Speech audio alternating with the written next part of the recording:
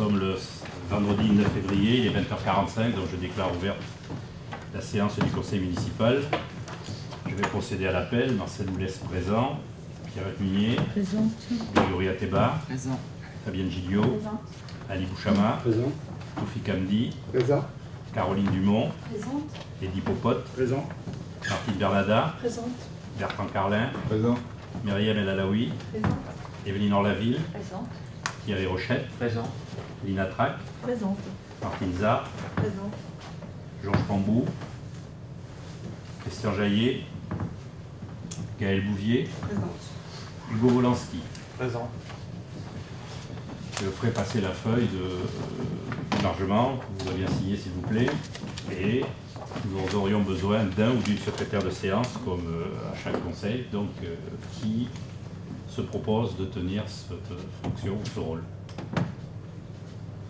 Toufik, La prochaine. Vas-y, vas-y, je fais la prochaine. levez la main le premier, ça sera toi. Ah ouais, ça bien ramené des trucs. Y a-t-il quelqu'un qui serait contre, que ce soit Toufik, qui s'abstiendrait? Donc Toufik, Beaucoup, tout fait. c'est le secrétaire de séance. Voilà, je vous fais circuler la feuille. Avec les dossiers de votre conseil, vous aviez le procès verbal de la séance du dernier conseil, celui du 8 décembre 2017. Avez-vous des remarques ou des questions à poser concernant ce procès verbal?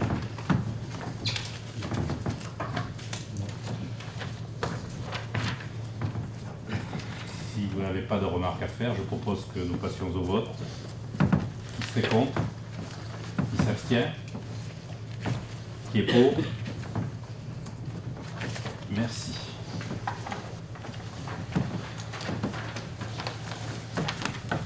Affaires d'ordre général. Avenant numéro 1 au règlement intérieur du conseil municipal adopté par délibération du 6 avril 2014. L'INSEE nous a informé au 1er janvier que nous avions dépassé la barre des 3500 habitants puisqu'ils ont recensé 3799. Et exactement, c'est 3775 parce que la différence de 24, c'est quand le recensement s'est fait, c'était les gens du voyage. Les gens du voyage qui stationnent sur une commune au moment de recensement sont enregistrés comme s'ils étaient résidents de la commune. Donc, ayant franchi ce seuil de 3500 habitants, quelques modifications doivent intervenir dans le fonctionnement de notre conseil municipal. Nous en avons déjà, nous appliquons déjà depuis de longues années des règles, c'est-à-dire fournir un dossier complet, le présenter 5 jours avant. Donc ça, c'est rien de nouveau, ça ne changera pas, ça continuera. Les textes et la jurisprudence et le CGCT prévoient aussi que, à la date où la commune passe au-delà de 3500 habitants, on ne modifie pas le nombre de conseillers et il reste le même que le nombre, que le même jour de l'élection où ils ont été mis à l'élection suivante. La seule chose qui nous est imposée, c'est l'instauration d'un débat d'orientation budgétaire. C'est une chose qui ne se faisait pas avant, quand nous étions moins de 3500 habitants. C'est une chose qui devient obligatoire, et dès cette année. Je vais donner la parole à Pierrette, si elle veut expliquer un petit peu ce qu'est un débat d'orientation budgétaire. alors, on ne faisait pas de débat d'orientation budgétaire, mais on pouvait discuter du budget avant de le voter. Là, dans les 2 mois qui précèdent le vote du budget, on doit procéder le maire doit présenter un rapport d'orientation budgétaire sur lequel on discute. Donc, c'est les grandes orientations, c'est pas le détail du budget, c'est toutes les dépenses et les recettes dans le sens global, et les investissements qui seront proposés au BP. On présente aussi l'état de la dette, et puis voilà, les grandes lignes d'un débat d'orientation budgétaire. Et puis si nous avons des plans pluriannuels, il faut présenter les APCP, c'est-à-dire les autorisations de dépenses sur plusieurs années en fonctionnement ou en investissement. Aujourd'hui, on n'en a pas, mais peut-être que demain, on en a. Voilà, si vous avez des questions, c'est... Donc, dans le règlement que nous avions voté en avril 2014, quand on a instauré le nouveau conseil, on a installé le nouveau conseil, l'article 20 parle de débat ordinaire. Donc c'est cet article-là qu'il faut amender en créant un chapitre 20.1 qui est consacré au rapport d'orientation budgétaire. Et il est rédigé comme suit, vous l'avez dans votre projet de délibération, donc je vais le lire. Le budget de la commune est proposé par le maire et voté par le conseil municipal. Dans les communes de 3500 à 9999 habitants, le maire présente au conseil municipal, dans un délai de 2 mois précédant l'examen du budget, un rapport sur les orientations budgétaires, les engagements pluriannuels envisagés, ainsi que sur la structure et la gestion de la dette. Ce rapport donne lieu à un débat en conseil municipal. Il est pris acte de ces débats par une délibération spécifique. C'est l'article L2312.1 du CGCT, le Code général des collectivités territoriales. Les dispositions du présent article s'appliquent également aux établissements publics administratifs de la ville, c'est-à-dire à la Caisse des écoles et au CCAS. Une note explicative de synthèse dans la perspective du débat d'orientation budgétaire doit être jointe à la convocation des membres du conseil municipal. La note est envoyée dans les mêmes conditions de forme et de délai que la convocation. Les documents budgétaires peuvent être consultés sur place dans les conditions prévues aux lois et règlements. Ce qui veut dire que nous aurons à faire une séance du conseil municipal qui sera exclusivement consacrée à ce débat d'orientation budgétaire, avant le vote du budget. Donc, ce soir, ce conseil a pour but de mettre à jour notre règlement intérieur, puisqu'il faut maintenant introduire cette notion de débat d'orientation budgétaire. Vous pouvez prendre date déjà que le conseil qui sera consacré au débat d'orientation budgétaire aura lieu le samedi 10 mars à 9h30. Alors pourquoi un samedi matin? C'est parce que la veille, il y a le vernissage de l'exposition de peinture. Donc c'est une autre date que vous pouvez noter dans vos agendas, puisque vous y êtes tous invités. Donc le débat d'orientation budgétaire aura lieu le lendemain matin, le samedi 10 mars à 9h30. Et je peux vous donner déjà la date à laquelle sera voté le budget du conseil suivant. C'est le vendredi 13 avril à 20h45. Voilà. C'était pour illustrer comment on va fonctionner maintenant ce débat d'orientation budgétaire, c'est-à-dire une séance consacrée à ce débat et ensuite le vote du budget dans le délai de 2 mois. Avez-vous des questions?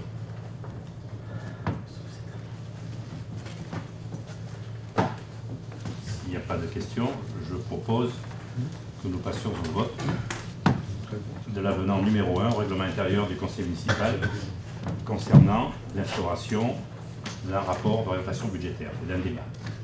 Qui serait contre? Qui s'abstient? Qui est pour? Merci.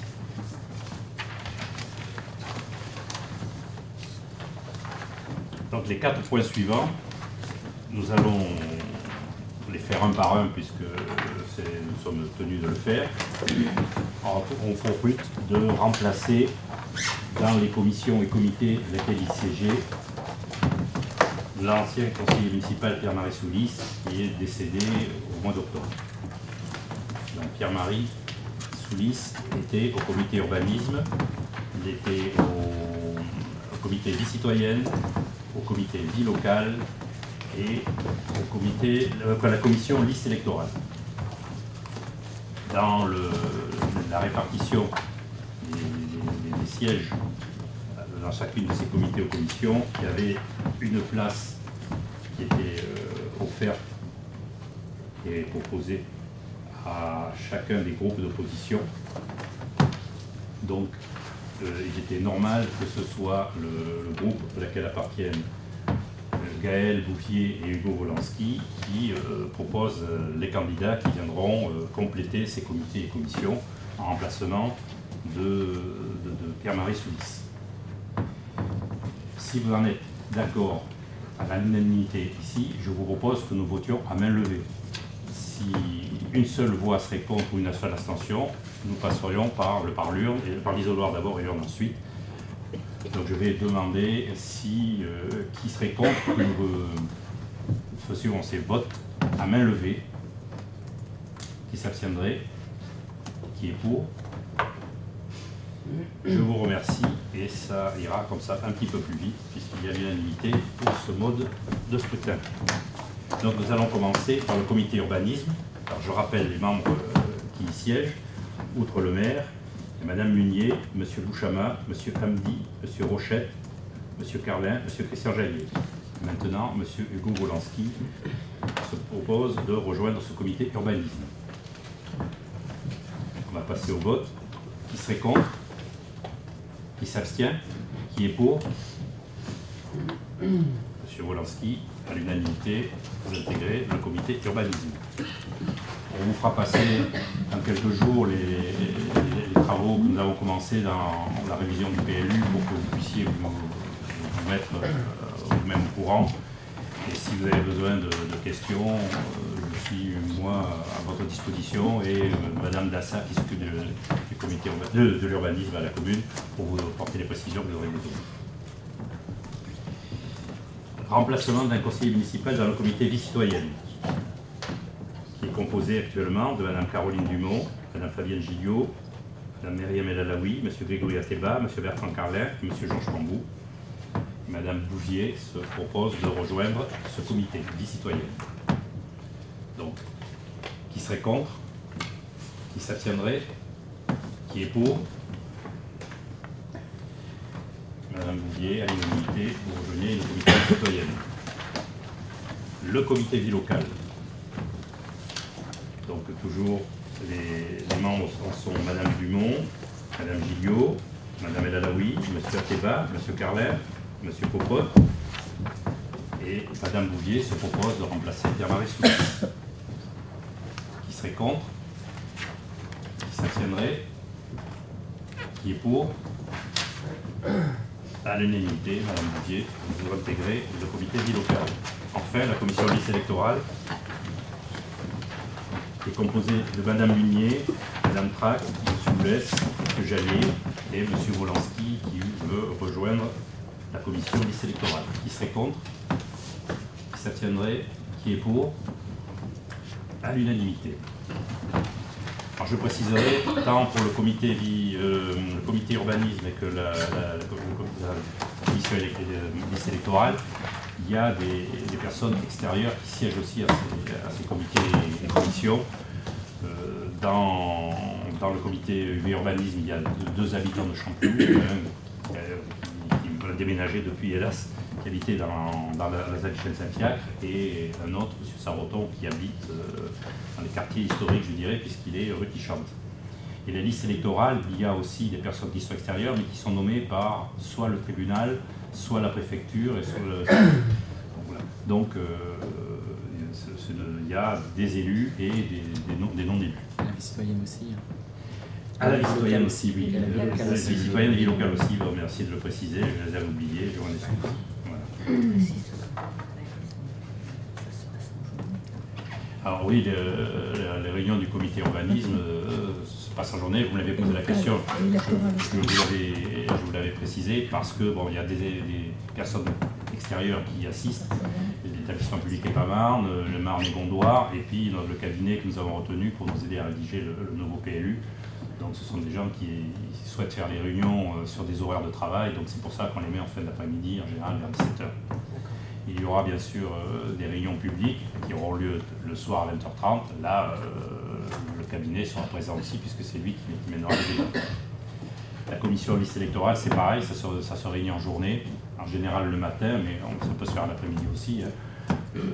Pour justement, c'est Madame Nguyen qui est secrétaire de mairie qui s'occupe des listes électorales, donc elle le fait sur son temps de travail et tout. C'est pour ça que ces réunions sont dans ses horaires de travail. Je sais, c'est parfois difficile quand on a soi-même un emploi, mais bon, on sait les dates suffisamment à l'avance pour essayer de prendre des dispositions. Voilà.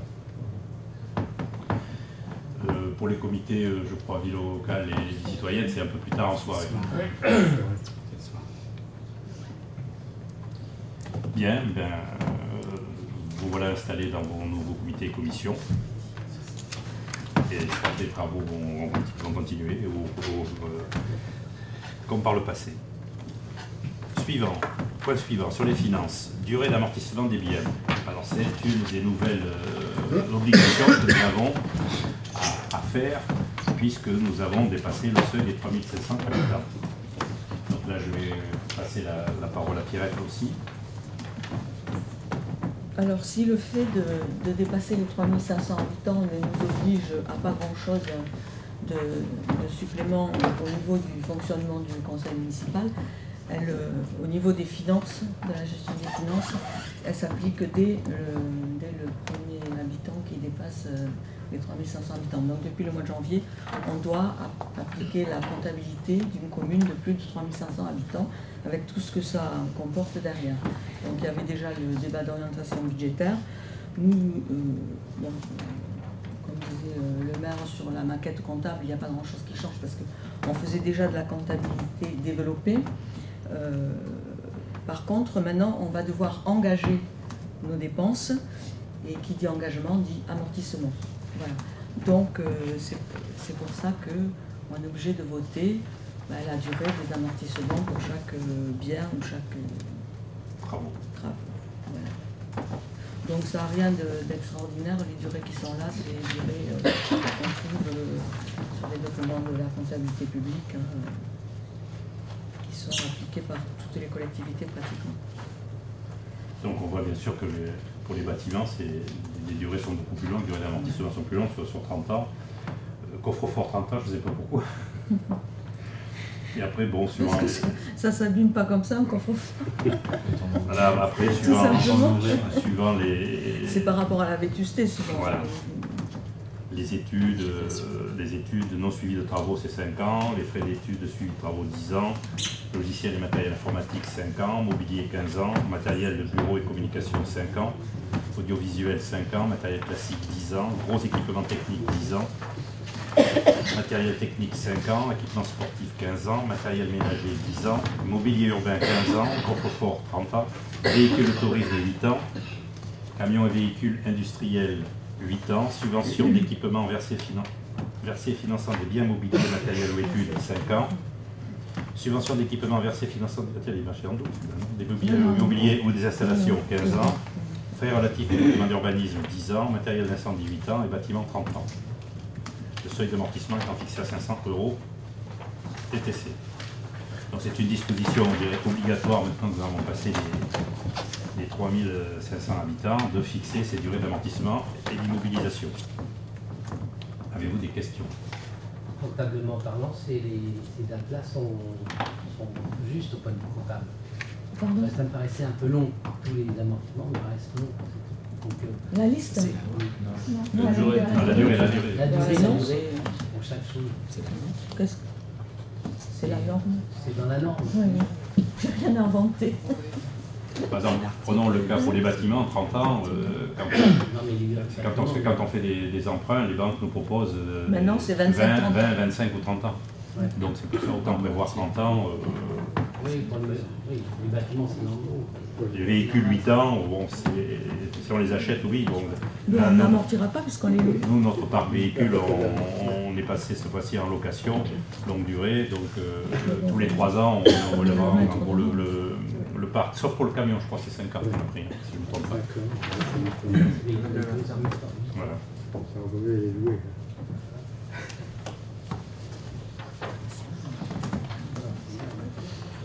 Avez-vous d'autres questions? Si vous n'avez pas d'autres questions, je propose que nous passions au vote. Donc, concernant cette fixation des durées d'amortissement et d'immobilisation, qui serait contre? Qui s'abstiendrait? Qui est pour? Je vous remercie. Point suivant, vote du taux des 3 taxes. Alors pourquoi on le fait ce soir? C'est parce que justement Pierrette en aura besoin d'avoir les taux que nous souhaitons appliquer à la taxe d'habitation, à la taxe foncière sur les propriétés bâties, à la taxe foncière sur les propriétés non bâties, pour pouvoir préparer le rapport qui entraînera le débat d'orientation budgétaire. Donc je rappelle que l'année dernière nous avons eu recours à une petite hausse. Et le bureau municipal, après réflexion et étude, propose que nous maintenions pour cette année 2018 le même taux que l'année dernière, c'est-à-dire soit 19,95% pour la taxe d'habitation, 30,70% pour la taxe foncière sur les propriétés bâties et 63,39% taxe foncière sur les propriétés non bâties. Avez-vous des questions? On a pris en considération aussi le fait que l'INSEE nous ayant communiqué la population réelle de Chanteloup, notre DGF, dotation globale de fonctionnement, devrait augmenter. Si je ne me trompe pas, Pierre. Et donc ça nous ça nous permet d'avoir des recettes donc supplémentaires. Donc nous préférons ne pas agir sur la fiscalité locale. Si je n'ai pas de questions ou de remarques, je propose que nous passions au vote. Qui serait contre? Qui s'abstiendrait? Tu voulais que je dise qu'il fallait que ça baisse, c'est ça, hein? On aurait aimé que ça baisse, voilà. Moi, c'est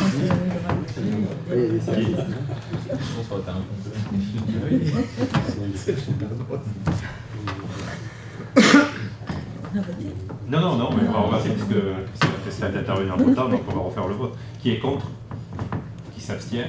Qui est pour? À l'unanimité. C'est quand même.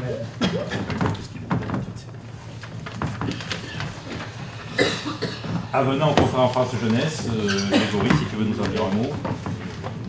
Je crois que ça concerne le plage, c'est ça? Ça concerne le plage, oui.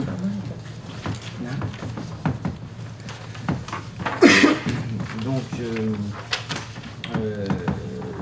sur les fréquentations que nous avons au plage pour les jeunes, la CAF nous attribue des subventions selon les présences de fréquentation effectuées. C'est un document qui est rempli par le service enfance. Sur les jours de fréquentation qui sont les mercredis, qui sont sur les périodes de vacances scolaires. Et ça nous permet, quand on répond aux critères selon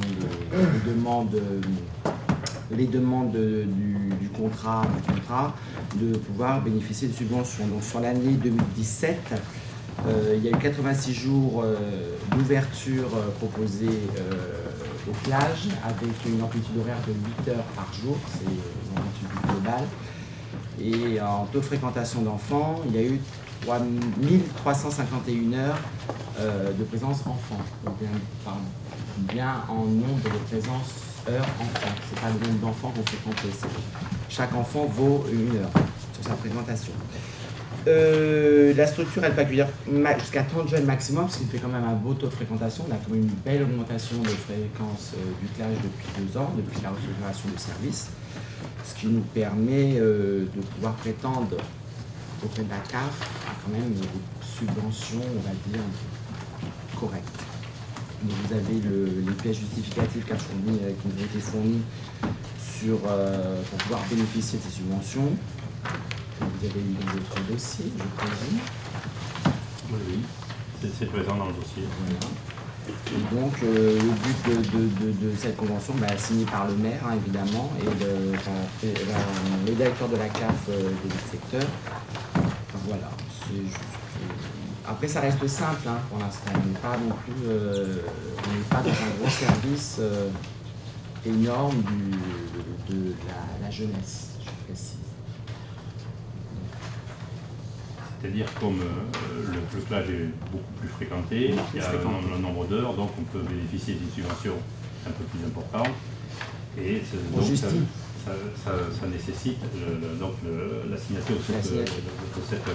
On a justifié par des demandes, donc il y a des demandes spécifiques hein, sur les projets qui sont mis en place, les objectifs défendus par la municipalité, surtout par le service enfance, et auquel on doit répondre. On a répondu. Non, c'est la cotisation qu'on demande, est-ce qu'elle rentre dans les critères?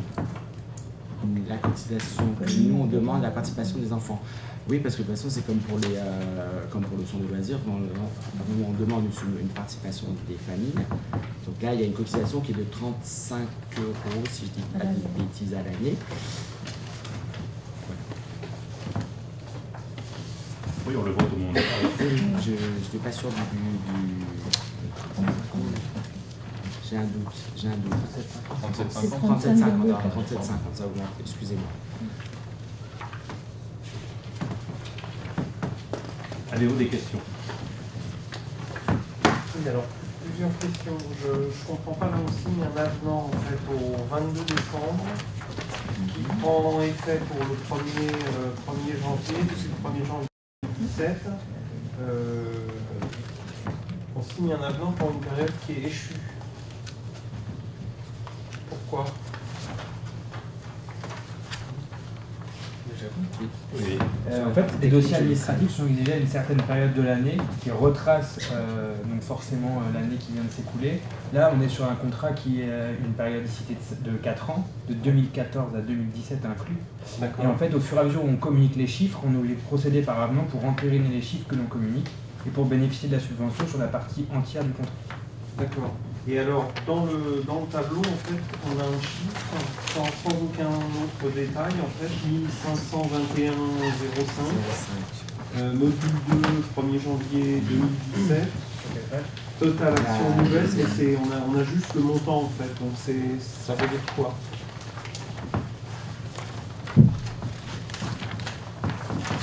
C'est là. C'est la 4e page. Oui, 5e page, si je prends la page d'entrée. Total des actions nouvelles. C'est toutes les sorties qui ont été organisées dans l'année 2017 pour lesquelles il y a une participation soit par la cotisation, soit la délibération précise qu'il y a un montant de 50% qui peut être demandé aux familles s'il y a une sortie exceptionnelle, théâtre, cinéma, sortie culturelle avec une prestation payante.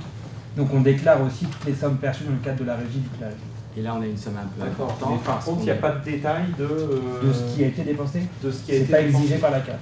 D'accord. Là ne figure que ce que la CAF exige. D'accord. Donc en soi, vous pourriez mettre un montant. Non, parce qu'on. Non, parce que le budget, il y a les détails. Factures. Non, même le budget. Ah, c'est quand même contrôlé par des factures. De toute façon, à partir du moment où on fait, par exemple, il y a un séjour qui est fait avec une prestation payante de participation des enfants et le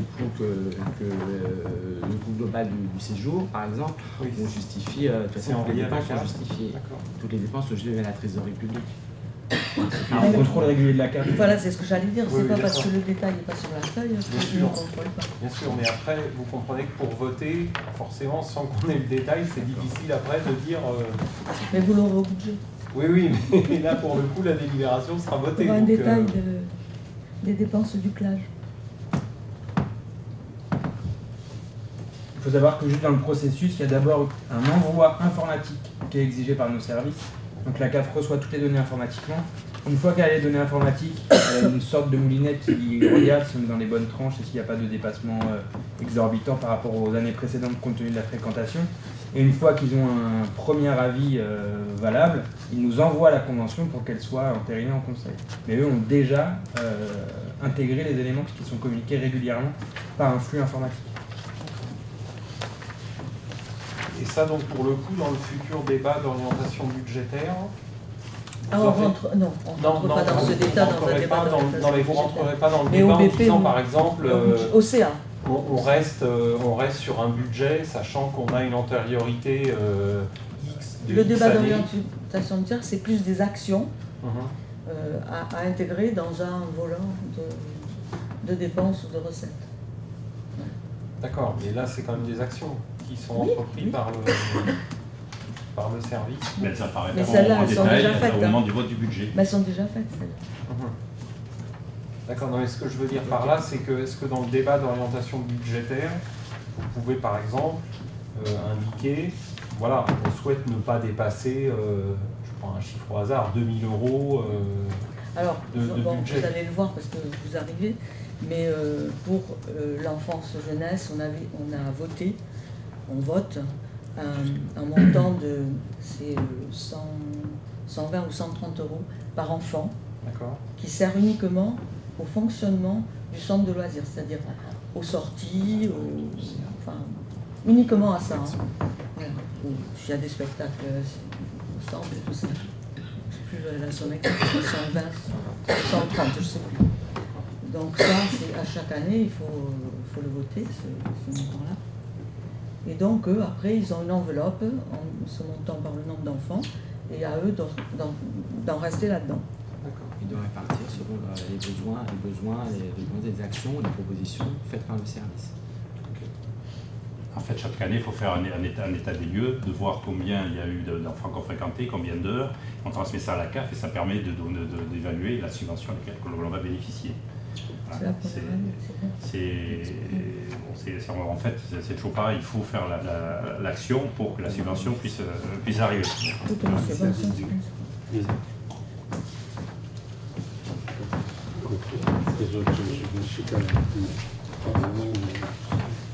Y a-t-il d'autres questions? Je propose que nous passions au vote pour que le Conseil me donne l'autorisation de signer cet avenant à la Convention d'objectifs et de financement de la CAF. Qui serait contre? Qui serait contre? Qui s'abstiendrait? Monsieur Wolanski. Qui est pour?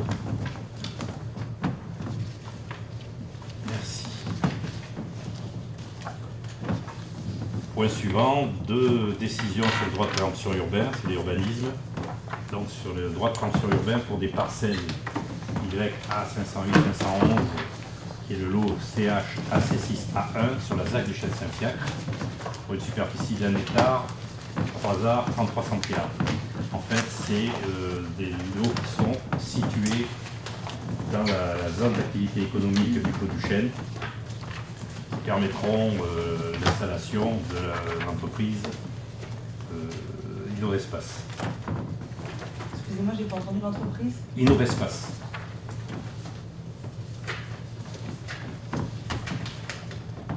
Donc, comme c'est le montant est supérieur à 500 000 € et la limite que va fixer le Conseil pour que je puisse signer sans qu'il y ait de délibération, puisque pour cette parcelle-là, le montant est de 1 029 000 € 166,80. Donc j'ai besoin de l'avis du Conseil pour ne pas préempter justement ces terrains. Qui serait contre? D'une façon générale, sur les préemptions, là j'avais quelque chose un peu à dire. Dans le dossier de la ZAC Saint-Fiacre, au départ, le dossier de réalisation marquait pas mal de réalisations, pas mal d'engagement des PAMAR, c'est-à-dire, entre autres, ils avaient dit, ben là, 3400 habitants à l'horizon 2015, donc on est arrivé à terme, là. Et ils s'étaient engagés à faire quand même pas mal de réalisations, donc je voudrais citer. Parce que je pense que c'était important entre l'avis des PAMAR. Par exemple, l'extension de la mairie devait être prévue en 2009. On est en 2017, on n'a rien vu. Les ateliers municipaux étaient prévus en 2011. On en parle en 2018.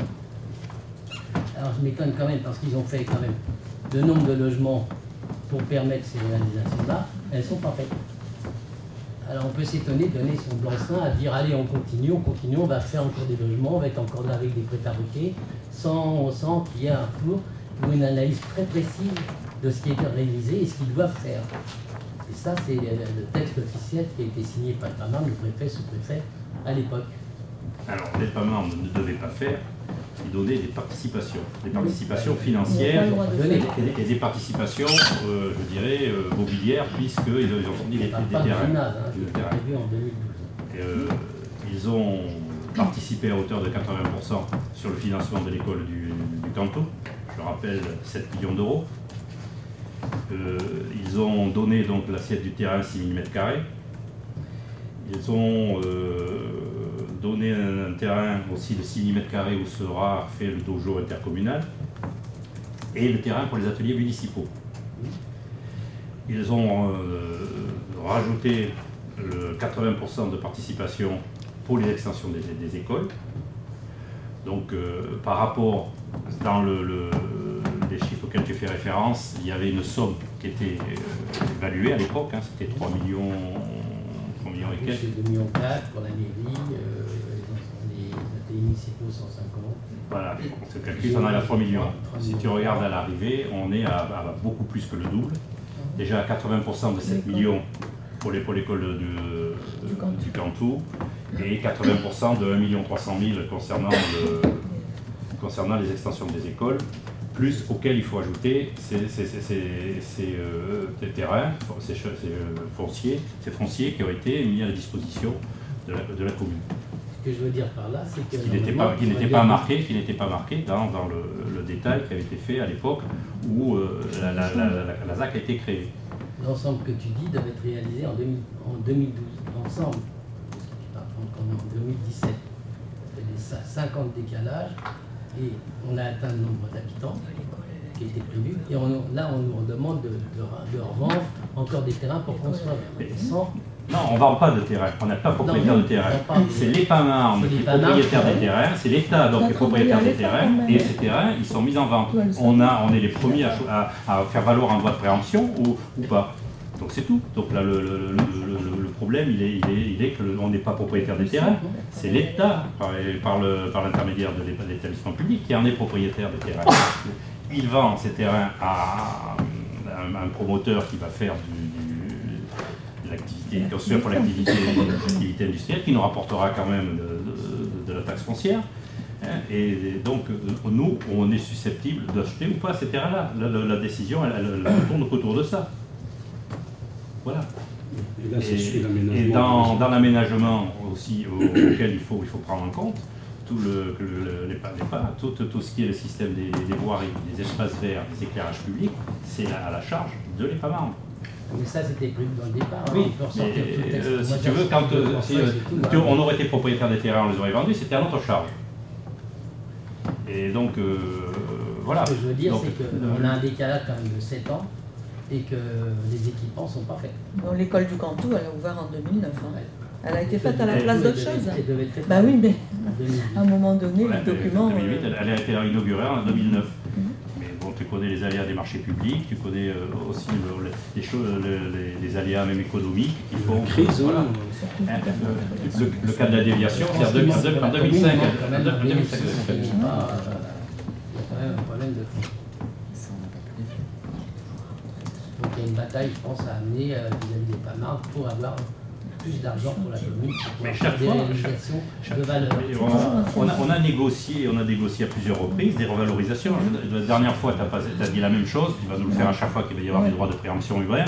La dernière fois, je t'ai rappelé que quand même, quand j'avais renégocié en 2007, j'ai dit ce que je pensais. Oui, mais tu le répètes aujourd'hui, je te répète la même chose. Je dois savoir aussi ça, et que c'est normal, parce que nous on le sait, parce qu'on est ancien, mais les nouveaux ils savent pas. En 2008, j'ai renégocié justement une rallonge des participations des PAMARM, j'ai obtenu 1,9 million supplémentaire.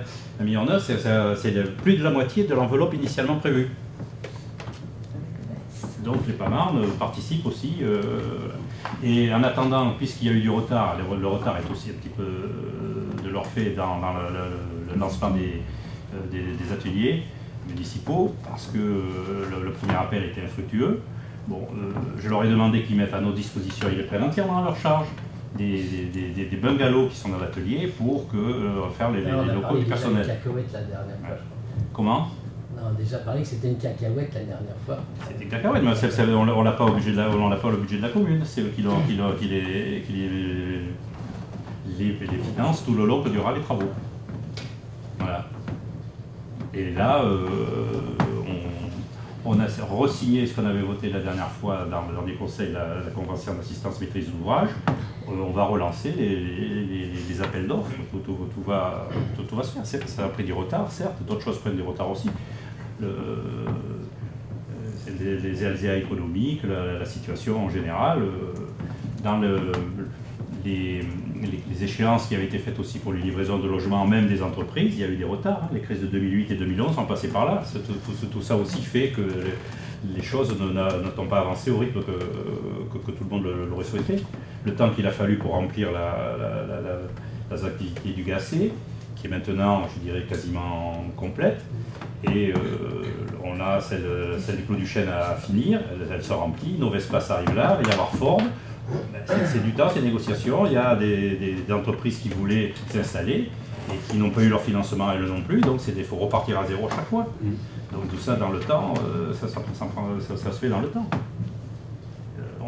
Et si on n'a pas ces apports, nous, non plus de recettes supplémentaires, ça retarde nos investissements. Et je rappelle aussi que on avait prévu la mairie, oui, on avait pris un contrat régional là-dessus, et la nécessité a fait qu'on est obligé de prioriser certaines actions. L'extension du centre de loisirs, qu'on a entièrement autofinancé, je le rappelle, et l'extension des 2 écoles où l'EPAMARM nous a aidés à hauteur de 80%. Donc on retarde dans le temps d'autres investissements qui étaient prévus, d'autres équipements qui étaient prévus, mais on continue à équiper la commune pour le bien de tous. Gouverner, c'est faire des choix, faut les faire. Voilà, on les fait. Les ateliers se feront, j'espère qu'ils seront inaugurés à la date qui est prévue dans l'échéancier, c'est-à-dire septembre 2019. Voilà. Ça se fait. Peut-être pas au rythme de nous aussi, hein, on préférerait que ça aille plus vite, hein, mais bon, on est obligé de s'adapter à la situation réelle, à la situation économique, et puis les problèmes de marché aussi, les marchés publics, souvent ils sont infructueux. On l'a vu pour l'agence postale. On l'a vu pour l'agence postale, qui là, cette fois-ci, va faire. Maintenant, on va voir si les entreprises vont répondre. Ce que je constate, c'est que les logements vont très très vite, et que les équipements, par contre, patinent. La constatation, c'est ça. On a quand même nos logements à 3500, mais par contre, on n'a pas la mairie, on n'a pas les équipements. Je crois me souvenir aussi que pendant la campagne, juste après que les élections, tu critiquais l'idée qu'on va y refaire une mairie en disant que c'était les vues grandioses du maire de Champlot. Et maintenant, tu regrettes que ça ne soit pas fait. Donc tu vois, c'était prévu par EPAMARM de le faire. Non, c'est pas EPAMARM qui devait la construire. C'est pas EPAMARM. Les EPAMARM, ils ne peuvent faire des équipements que dans le périmètre de la ZAC qui crée. Et les terrains qu'ils nous ont donnés, que ce soit pour l'école, que ce soit pour les ateliers municipaux, et que ce soit... C'est une participation financière. Voilà, participation financière. Voilà. Donc là, ils n'ont rien financé. Mais non, puisqu'on ne fait pas de travaux, on ne finance pas. Voilà. Ils ont financé autre chose. Ils ont financé l'extension des écoles qui n'étaient pas prévues, ils ont financé... Voilà. Quand tu as un contrat entre 2 parties, les contrats doivent être réalisés, chacun... Et le contrat a été respecté. Il a été respecté, il a été même au-delà de ce qui a été fait au départ. Je veux te le dire depuis tout à l'heure. Il y a 1,9 million supplémentaires qu'on a obtenu en 2009, les 80% pour l'extension des écoles, bon voilà. Tous les jours. Donc ce sont que des participations financières. Ils ne construisent pas des équipements publics pour nous, des établissements publics. Ça correspond à une taxe d'équipement que paye un promoteur privé. Indirectement, ils sont quand même maîtres d'ouvrage délégués. Donc, oui, assistant maître d'ouvrage. Assistance à la maîtrise d'ouvrage, oui. Bon, ça, c'est un problème. Je crois qu'ils ne le feront plus. C'est une action qu'ils ne veulent plus faire. On est la dernière commune à qui ils apportent leur concours. Quand on a lancé des appels d'offres, tant que ce soit pour l'école, ils ont participé aussi, j'ai oublié, quand on a réaménagé le Loupio en 2010, pour la rentrée 2010. Ils ont participé à hauteur de 10%. Et c'est un équipement public hors de la ZAC, mais ils ont pris en compte le fait que si les effectifs avaient augmenté, c'était du fait des nouvelles populations arrivées, donc ils ont accepté de financer à hauteur de 10% des travaux quand on a fait le réaménagement de l'école du Loupio pour que ça soit une école élémentaire. Les PAMARM, quand on le sollicite, il répond en fonction des besoins. Et on discute en permanence. C'est ça qu'il faut que tu comprennes. Donc là, c'est un terrain qui est propriété des PAMARM qui vend pour que soient construits des locaux d'activité économique qui rapporteront de la taxe foncière à la commune. Et la commune fait valoir ou pas son droit de préemption. Moi, je vous propose que nous ne le fassions pas valoir. Et c'est le conseil qui prend la décision, puisque le montant de la vente est supérieur à 500 000 €. Voilà. D'autres questions, d'autres remarques? Donc je propose que nous passions au vote. Qui serait contre? Qui s'abstient? Qui est pour? S'abstient? Christian Jaillet s'abstient. Et qui est pour, bien sûr?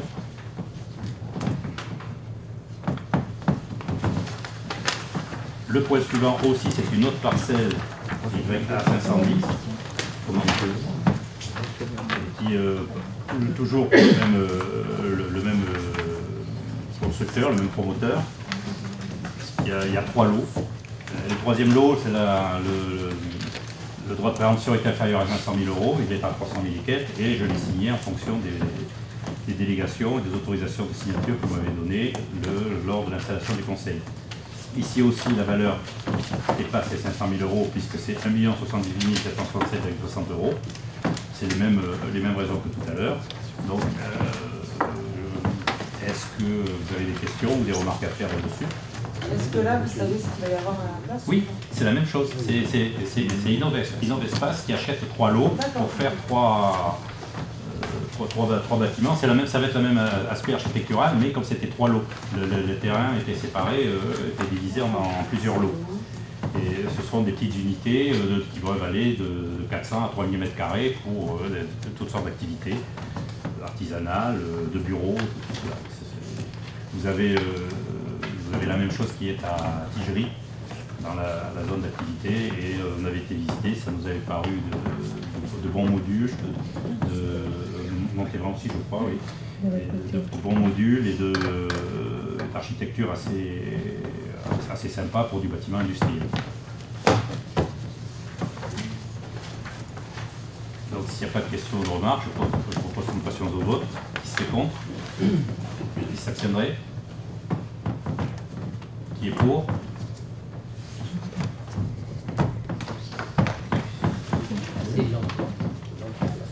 Mais c'est pas logique. Tu t'es abstenu sur le point.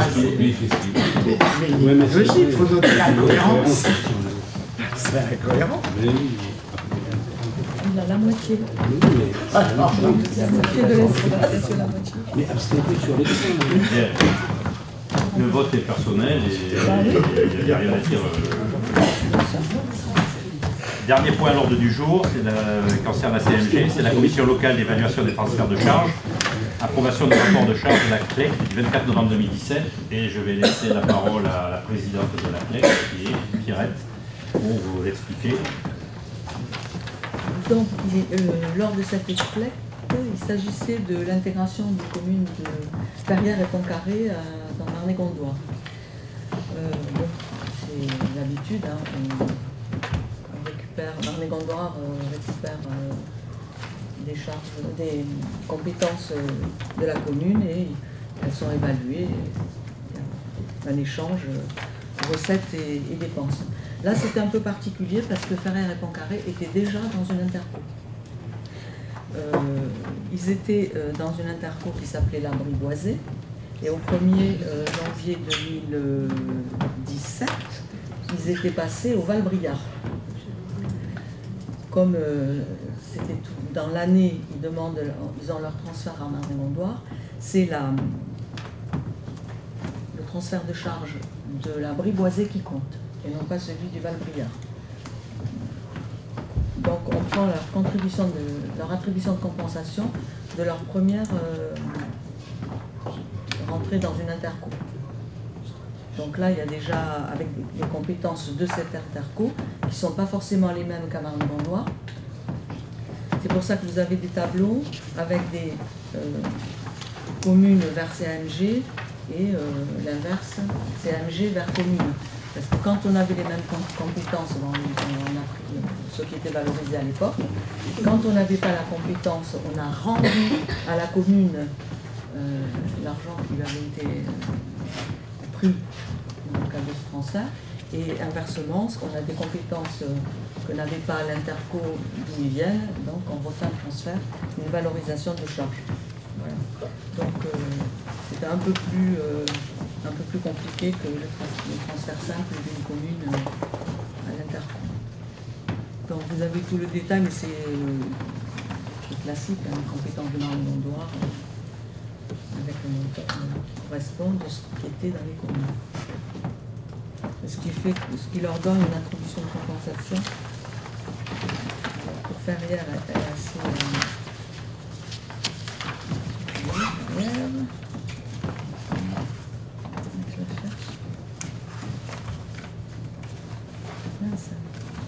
Ferrières, c'est 2 473 726 €. Et puis Pontcarré, c'est 455 000 €. La Ferrière, elle a une zone d'activité quand même importante. Il y a de la CFE, de la CVA et tout ça. En fait, chaque fois qu'une commune nouvelle intégrait la communauté d'agglomération de Marne-et-Gondoire, il y a cette étude de transfert de charges qui se fait, qui est proposée par la CLEC, qui est adoptée par le conseil communautaire, et chacune des communes membres de la communauté d'agglomération doit se prononcer. Donc on l'a fait déjà à plusieurs reprises, se prononcer sur des CLEC, chaque fois qu'il y a eu un transfert de compétences. Et là, nous avons à le faire pour les communes de Ferrières et de Pontcarré. Avez-vous des questions?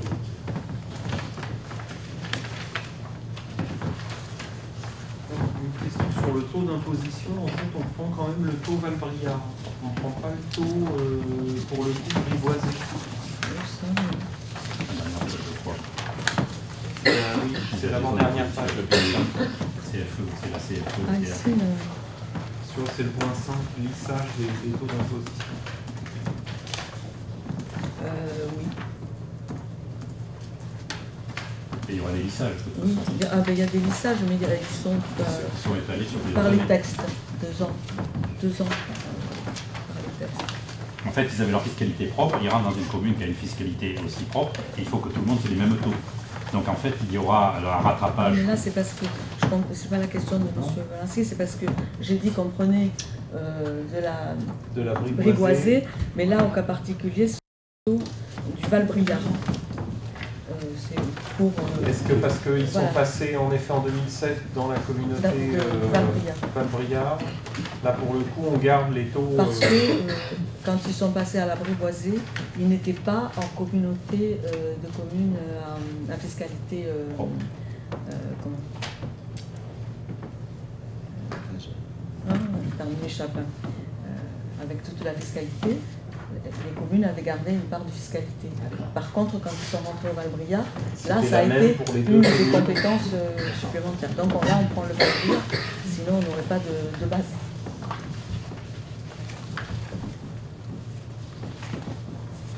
Fiscalité mixte.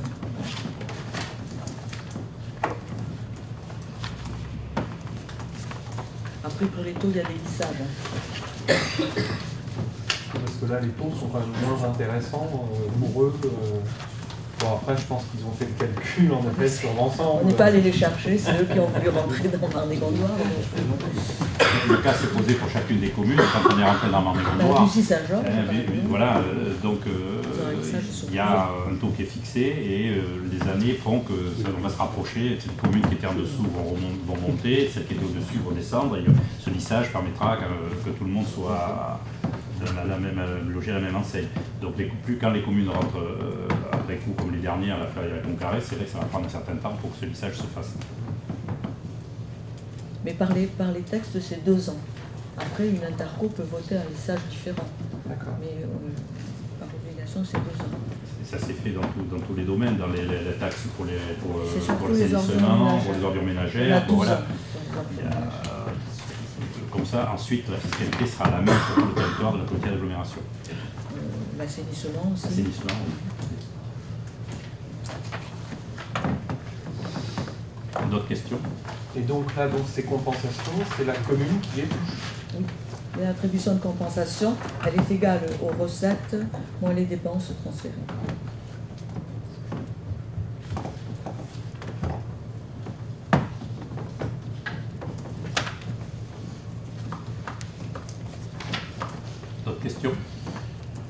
dernière. Oui, mais allez-y, allez-y. Le fait que vous proposiez cette délibération, qu'est-ce que ça peut changer en fait par rapport à l'intégration de ces communes? Parce que les communes rentrent. Si par exemple Chanteloup votait contre, ça ne changerait rien de toute façon. Chanteloup tout seul, non. Ça ne, parce que je comprends pas si vous voulez, bon après c'est sûrement d'ordre juridique, mais quel est l'intérêt de voter, que chaque commune vote en délibération? Vous voyez, quel est l'intérêt finalement de la délibération là? C'est que, alors je sais plus, c'est les 5 dixièmes, comment c'est? Ou c'est en population, sur l'interco, c'est les 3 quarts de la population. Des communes les plus importantes qui doivent valider, sinon ça peut être remis en cause, hein, l'adhésion. Ou alors, c'est pareil, les 3 quarts des communes doivent voter, des conseils municipaux doivent voter favorablement. Sinon, c'est remis en cause. Et puis dans la procédure, il faut que les communes entérinent quand même la décision de l'agglomération. Un nombre important de communes, non. Ouais. C'est reparti. D'accord. Et Leclerc votait simplement là sur les montants en fait. La commission des transferts de charges, elle n'est que pour les montants. D'accord. Okay. Et le conseil communautaire aussi.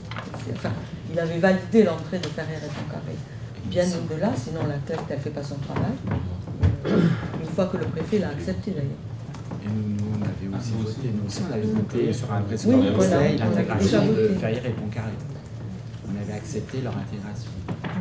En fait, les communes qui intègrent les communautés d'agglomération acceptent les règles. Donc on valide, c'est validé en conseil communautaire, en général c'est à l'unanimité, il n'y a jamais eu d'abstention ou de vote contre, et chacun des conseils municipaux de la commune, c'est les textes qui imposent que ça soit validé ensuite par chacune des communes. Donc il y aurait incohérence si par exemple une commune votait pour l'intégration et votait contre la CLEC après, parce que voilà. Donc les règles du jeu s'appliquent pour tout le monde et sont. La commune ne peut pas être d'accord sur les chiffres, hein. C'est son droit. C'est pour ça qu'en fait à la CLEC siègent des membres de toutes les communes. Il y en a, quand on a l'habitude qu'on a fait tous les transferts des communes, après il y a des réflexions, pourquoi ça, il faut que ça soit cohérent. Donc les communes elles épluchent pour que tout le monde soit logé à la même. Et donc s'il y avait une faille un jour dans un des calculs, ils rejetteraient le transfert. Alors rejeter le transfert, ça ne veut pas dire rejeter l'intégration. Il faudrait repartir dans les calculs. Il y a beaucoup d'absents, hein. Il y a 8 communes absentes. Ils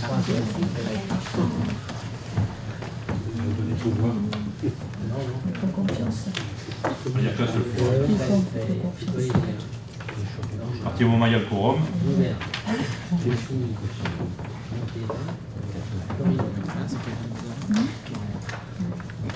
Regarde, c'est monté.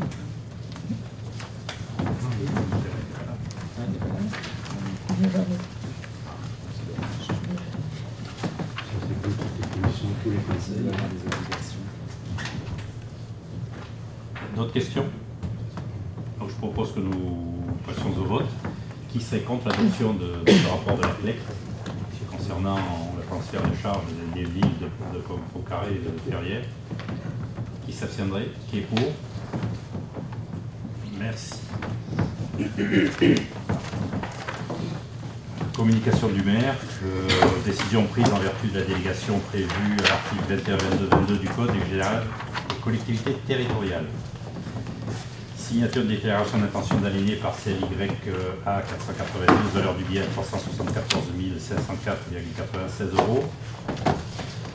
Décision 2018-011, signature d'un avenant au contrat de maintenance climatisation avec Climasystème pour un montant de 230 €. C'est-à-dire qu'en fait, c'est quand on a refait la salle du conseil qu'on a installé ce nouveau système de chauffage clim. On avait un contrat de maintenance avec la société Climasystème et donc la maintenance de l'appareillage de cette salle est venu s'ajouter au contrat précédent. Le 23 janvier, décision 2018-013, signature avec Groupama d'un contrat d'assurance annulation interruption de séjour pour la classe de découverte organisée par la Caisse des écoles pour un montant de 448 euros hors taxe, soit 488,32 TTC. Je peux dire quelque chose là-dessus? Oui. Alors, oui. Pourquoi il y a ce contrat, pardon, parce qu'on a choisi, enfin, la Caisse des écoles a choisi la Ligue de l'enseignement pour la classe découverte qui aura lieu cette année, sauf que la Ligue de l'enseignement, dans ses contrats, ne fait pas d'assurance annulation, alors que les années précédentes, nous avions dans le contrat 3% en plus pour, que nous prenions pour, en cas d'annulation de la classe de découverte, s'il y avait X chose qui arrivait.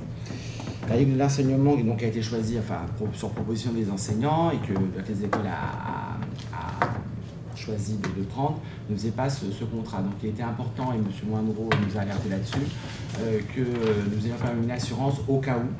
Et, sauf que nous avions déjà signé le contrat, j'avais déjà signé le contrat avec l'enseignement et qu'il était aussi important qu'on ait cette assurance au cas où. Donc voilà pourquoi c'est la commune qui va prendre en charge sans aucun coût supplémentaire pour les familles. On est bien d'accord parce qu'on avait déjà acté le coût global de la découverte, donc il n'y a aucun coût pour les familles et c'est pris en charge par la commune. Voilà. Merci pour cette précision.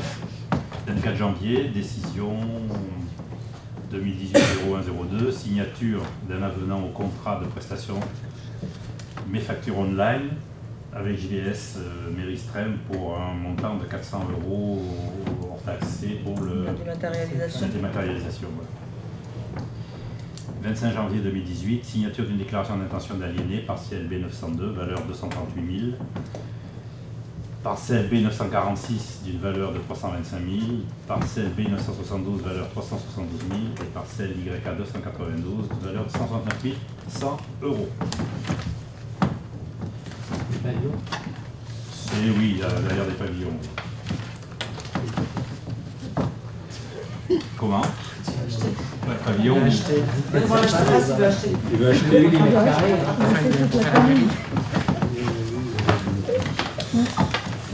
y a même sans doute il y a un pavillon et appartement aussi, 169 000 euros, je crois que c'est l'appartement. Nous avons reçu une question, puisque une question relative à l'article 5 du règlement intérieur en liaison avec l'article L2119 du CGCT, question qui nous a été posée par Gaël Bouvier. Notre commune s'étant largement agrandie, ayant donc un grand nombre d'enfants et d'adolescents parmi sa population, il me semblerait très intéressant et enrichissant de créer à Chanteloup un conseil municipal constitué d'enfants et d'adolescents. Seriez-vous prêt à étudier cette question qui pourrait être prise en charge ensuite par le comité citoyen? Donc, quand je parlais de votre question à Grégory, il était assez content parce qu'il me rappelait qu'en début de mandat, il avait dans ses projets dans sa délégation d'enfance de faire, entre autres, d'essayer de faire un conseil municipal pour enfants, qu'on n'a pas travaillé dessus, il faut le dire. C'est vrai que les 2 premières années du mandat, ça a été un petit peu difficile à notre centre de loisirs, avec des problèmes d'absence de directeur ou difficulté d'en recruter un qui sache bien faire son métier et tout cela. Mais ça n'a pas empêché de mettre progressivement quelques actions avec les enfants à la fois des écoles et du centre de loisirs. Chaque année, je reçois une classe CM1, je crois en général, qui vient ici autour de cette table pour s'intéresser le rôle du maire et comment fonctionne le conseil municipal. On l'a fait aussi avec le centre de loisirs. Le centre de loisirs aussi a développé la journée des droits de l'enfant. C'est la deuxième année que ça se fait cette année et qui est très bien suivie et très bien perçue par les enfants.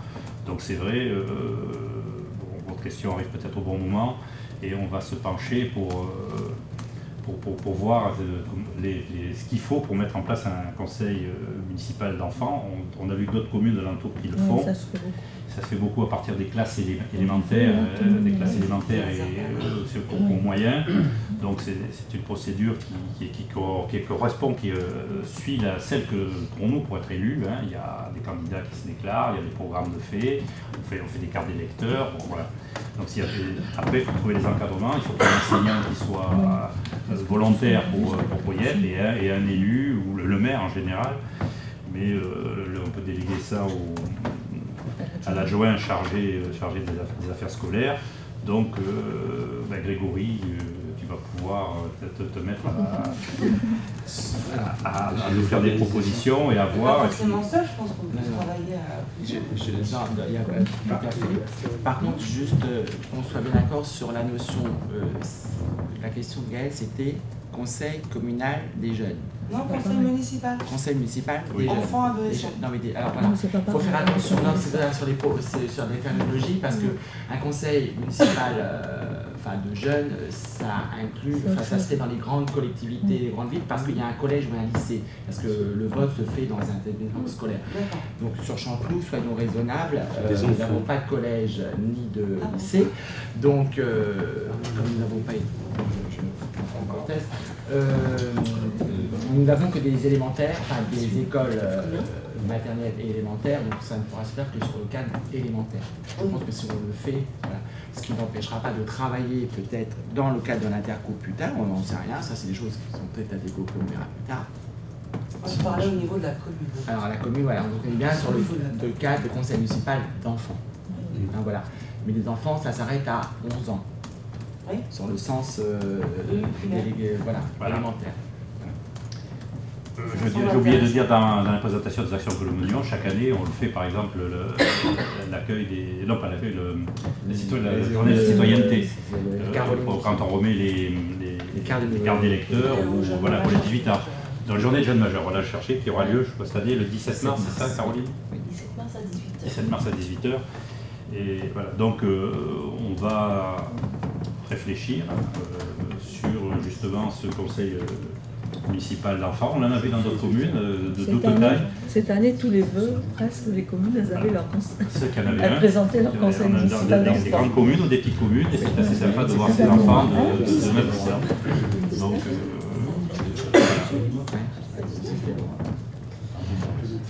ok. À l'orientation budgétaire. Comment? Pour les convier à l'orientation budgétaire, on serait peut-être surpris.